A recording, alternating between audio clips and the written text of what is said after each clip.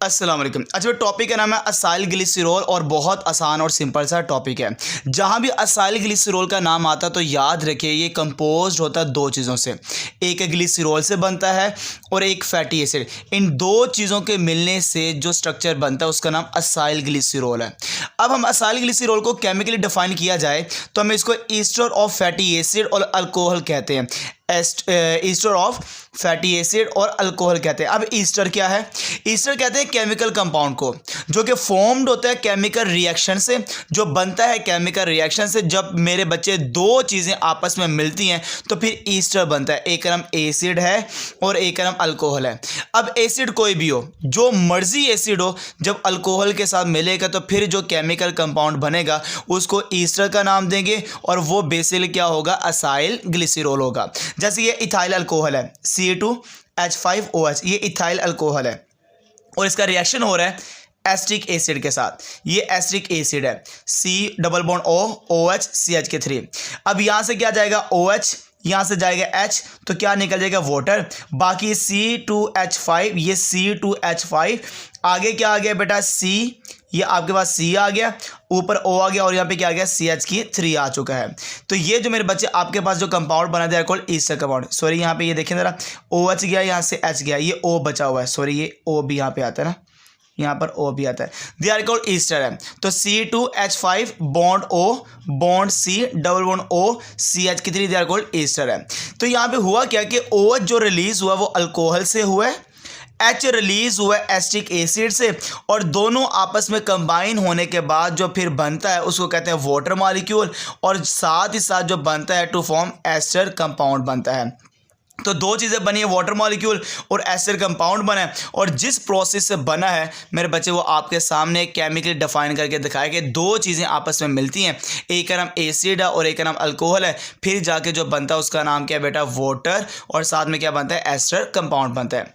अब दुनिया में सबसे ज़्यादा जो स्प्रेड है असाइल ग्लिसरॉल, उसको नाम दिया जाता है ट्राई असाइल ग्लिसरॉल, या इसको कहते हैं ट्राईग्लिसराइड, या इसको कहते हैं न्यूट्रल लिपिड। मतलब कि दुनिया में सबसे ज़्यादा पाए जाने वाला असाइल ग्लिसरॉल का नाम बताएं तो बड़ा उसको ट्राई असाइल ग्लिसरॉल भी कहते हैं, या ट्राईग्लिसराइड भी कहते हैं, या आप इसको न्यूट्रल लिपिड का नाम भी दे सकते हैं। अब होता ये है कि ग्लिसरॉल जब मिलता है तीन फैटी एसिड के साथ तो तीन मॉलिक्यूल निकलेंगे और फिर जो स्ट्रक्चर बनेगा उसका नाम है ट्राई असाइल ग्लिसराइड, जिसको आप ट्राईग्लिसराइड भी सकते हैं और न्यूट्रल लिपिड का नाम भी दे सकते हैं। ये ग्लिसरॉल का फार्मूला है। ये आपके सामने ग्लिसरॉल है।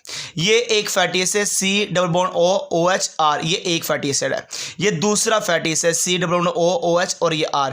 ये तीसरा फैटी एसिड C+OH और ये R आ गया। ये तीनों रिएक्शन करें इसके साथ, यहाँ से वाटर रिलीज होगा, यहाँ से वाटर रिलीज होगा, यहाँ से वाटर रिलीज होगा। ये निकल गया, बाकी क्या बच गया? CCCH, ये आपके पास सारा ही आ चुका है।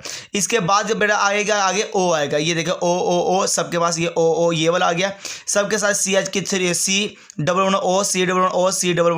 ये तीन CC आ गए, ये RR, ये RR आ गए। इसको कहते हैं ट्राई असाइल ग्लिसराइड, और ये है न्यूट्रल लिपिड, क्योंकि इसके ऊपर कोई चार्ज नहीं होता इसलिए इसको न्यूट्रल लिपिड भी कहते हैं, या इसको कहते हैं ट्राई असाइल ग्लिसराइड या ट्राई असाइल ग्लिसरॉल भी इसको कह सकते हैं। तो यहाँ पे अगर देखा जाए तो सबसे जो इंपॉर्टेंट बात है ये है फैटी एसिड की, कि अगर जितने भी आप देखते हैं असाइल ग्लिसरॉल उसमें सबसे इंपॉर्टेंट है फैटी एसिड। और फैटी एसिड एक ऐसा स्ट्रक्चर है जिसके पास इवन नंबर ऑफ कार्बन होते हैं, मतलब C2 C4 6 8 10 12 14 16 18 20, मतलब कि इवन नंबर होंगे, ओड नंबर नहीं होगा। हर फैटी एसिड के पास कार्बोक्सिलिक ग्रुप होगा। जितने भी फैटी एसिड हैं ये इनसोलेबल होते हैं एक्वस मीडियम में। जितने भी फैटी एसिड हैं ऑर्गेनिक सोलवेंट में सोलेबल है, जैसे क्लोरोफॉर्म हो गया, ईथर हो गया और बेंजीन हो गया। और जितने भी फैटी एसिड हैं इनका मेल्टिंग पॉइंट इंक्रीज होता है जब आप बढ़ते हुए देखते हैं, इंक्रीज होते देखते हैं नंबर ऑफ कार्बन को। जैसे पाल्मेटिक एसिड का C16 है, 63.1 सेंटीग्रेड है, 16 कार्बन है, 16 कार्बन इसके पास। ब्यूटेरिक एसिड के पास 4 कार्बन है, इसलिए इसको -8 सेंटीग्रेड इसका आपको नजर आता है। जो कि मेल्टिंग पॉइंट है ब्यूटेरिक एसिड का। इसी तरह दुनिया में जितने भी आपको नज़र आते हैं फैट और फैट कह लें या ऑयल कह लें, तो वो पानी में डिज़ोल्व नहीं होते। उसकी रीज़न ये है कि फ़ैट और ऑयल की जो ग्रेविटी है ना, वो एज़ कम्पेयर टू लिक्विड वो काफ़ी कम होती है और वह है 0.8 है। तो इसलिए ये डिज़ोल्व नहीं होता वाटर के अंदर फैट और ऑयल। फैट मेरे बच्चे, सबसे पहली बात, फैट जो भी है जहाँ भी है ये सैचुरेटेड फैटी एसिड रखता है जिसके पास सिंगल बॉन्ड होते हैं, और ऑयल्स जहाँ भी होते हैं अनसैचुरेटेड फैटी एसिड रखते हैं और इसका मतलब इसके पास डबल बॉन्ड होता है।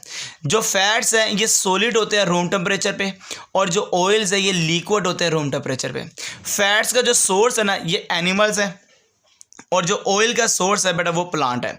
तो प्लांट से मेरे बच्चे ऑयल मिलता है और एनिमल से हमें फैट मिलता है। एग्जांपल बटर आ गई, आपको जो मक्खन है वो बेसिकली क्या है, फैट है, और ये एनिमल से हासिल होता है।